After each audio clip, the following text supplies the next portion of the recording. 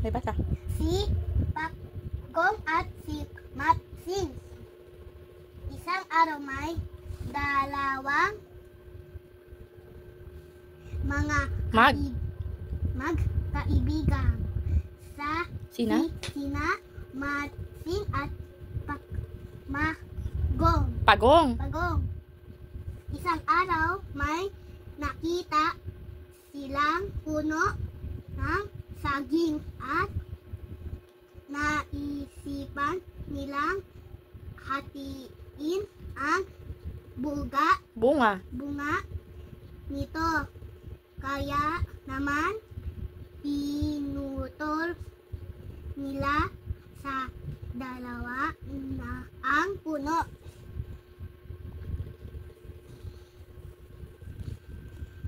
Kinuha ni Matsing ang itaas na parte ng puno kasama ang sobrang daming bunga ng saging, pero sa Pagong naman ay naiwan ng ugat. Hindi lumiklamo si Pagong dahil likas siyang mapagpasensya.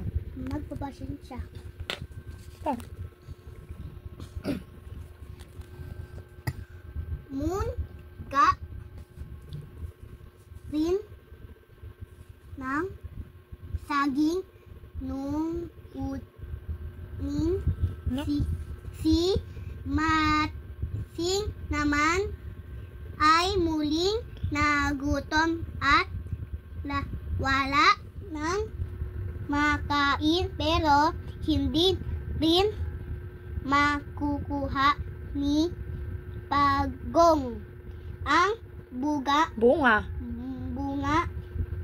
dahil masyadong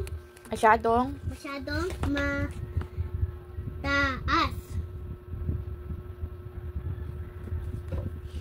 Sinabihan naman ni Matsing si Pagong na tutulungan raw siyang kunin ang saging na ngunit nung nasa itaas na ito, hindi niya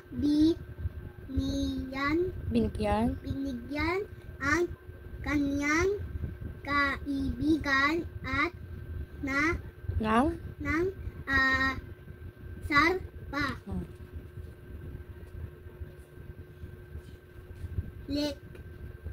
Leksyon at nilagyan nito ng mga tusok ang ilalim ng puno.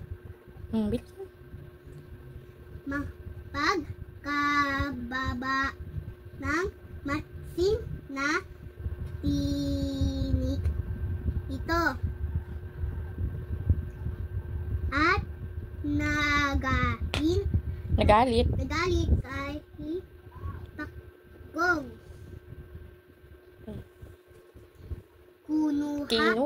Kinuha ni Matsing si Pagong at pinagalitan.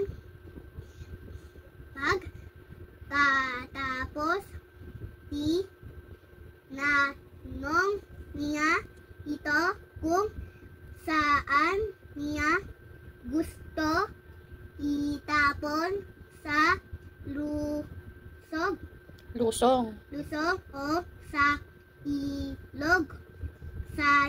Sinabihan si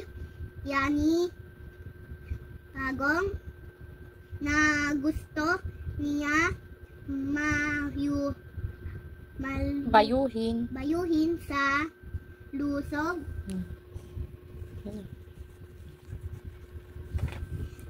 Pagong sa lusog. Kaya naman na pag-isipan ni yang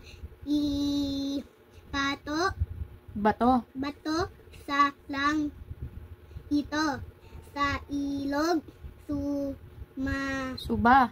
subalit matapos siyang ibato ni Matching.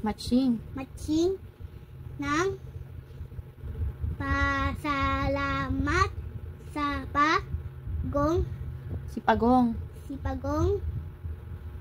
dahil Pangalawa bahay niya ang ilog.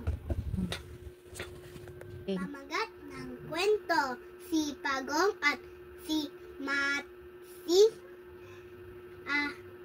tangpuan ng kwento sa kagubatan. Mga tauhan ng kwento, Pagong at Matsing. Ang